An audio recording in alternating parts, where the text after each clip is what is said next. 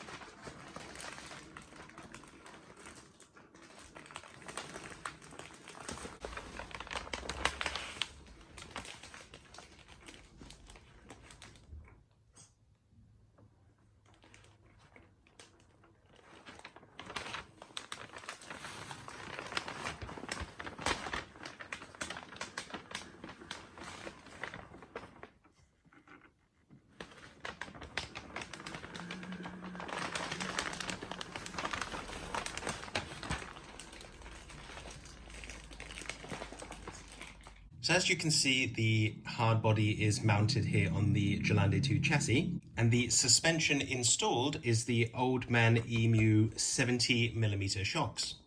The distance now between the tyre and the arches, to my eyes, is a lot more pleasing, as the original, in my opinion, could look quite high.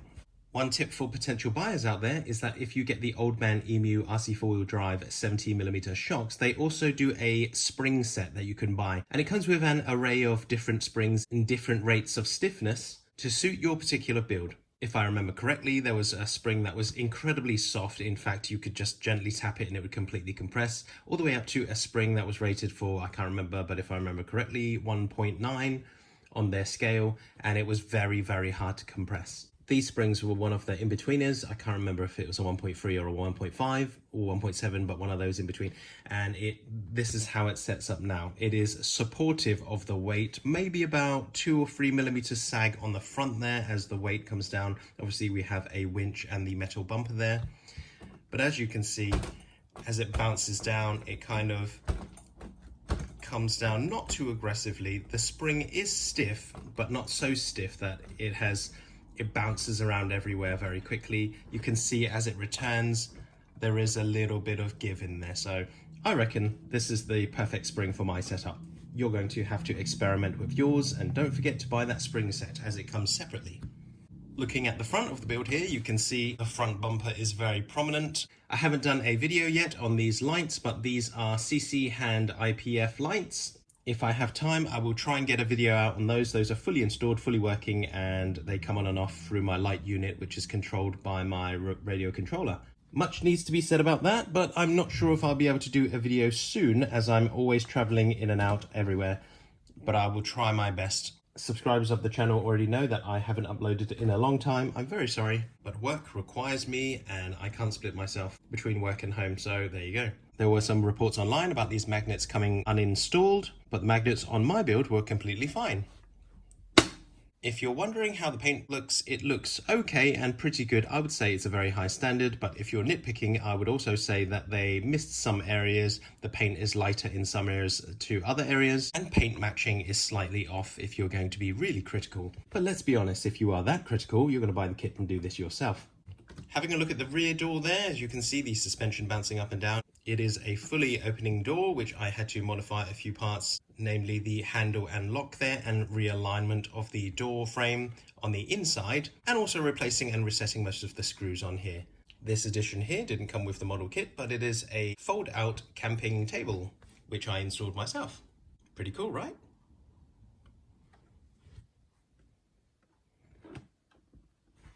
This video is mainly focused on the wheels, the tyres, the suspension and the setup of the body. When the shocks are fully compressed and the suspension bottoms out, there is absolutely no scrubbing on the arches. You can kind of see there is a few millimetre gaps. Now the reason I'm using these wheels and these tyres and not the tyres that I normally have on the build is because these tyres are actually lower than the RC4WD drive ones.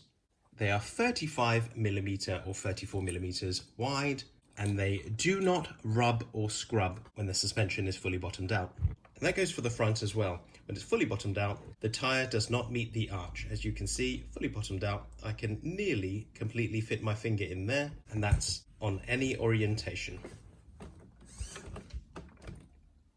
Now let's have a look at the chassis.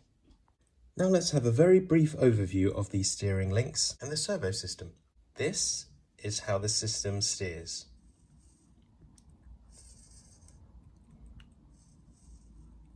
And when you're setting the endpoints, you're going to have to be very, very conservative, mainly because of this part here will bump into this screw on this side, just like that, and this one here to the other side. There. This makes steering very realistic because the turning angle is not very good. The Yota 2 axles come very, very well made. They are made of a slightly softer material, but the diffs inside do not need any shimming. On both my examples, as I have two sets of these axles, they are very, very good and close together and well made. No shimming was required on any of mine. A word about the servo and the servo horn. If you buy the kit, for some strange reason, the servo horn does not come with the kit. This is probably going to cost you a few more pounds or dollars, which isn't really a problem. The problem is when you get the kit and you realize it's not in there and you have to buy it separately and wait a little longer to complete your kit. The servo horn, also known as the servo arm, is a 25T variant. It is also 25mm in length, hole to hole. This does mean if you get your own servo horn and it's a millimeter or two shorter, you will have even less of a turning angle because as you turn to this side, this will be slightly closer and will bump into there even sooner. And same goes for the other side. You will also lose a little bit of steering. So make sure your 25T servo arm servo horn is 25mm hole to hole. So best go with the RC4WD drive one. These are the original RC4WD drive Punisher semi-plastic drive shafts. I've just installed these back on here just for experimentation. I'm actually trying something out. Don't worry about that. As mentioned in my previous video, if you go for 70mm, best go with the Punisher steel drive shafts as they are of a better size. In the kit version of this chassis, this arm here, that part there, that goes to that part there, should have a 1mm spacer. That's a 1mm spacer between its mounting point and between this arm. My ready to run model here didn't come with a 1mm spacer, so I had to buy some and install one myself, one on this side and one on that side. I'm not too sure why that is, but the kit and the instructions do state that there should be a 1mm M3 spacer there and there.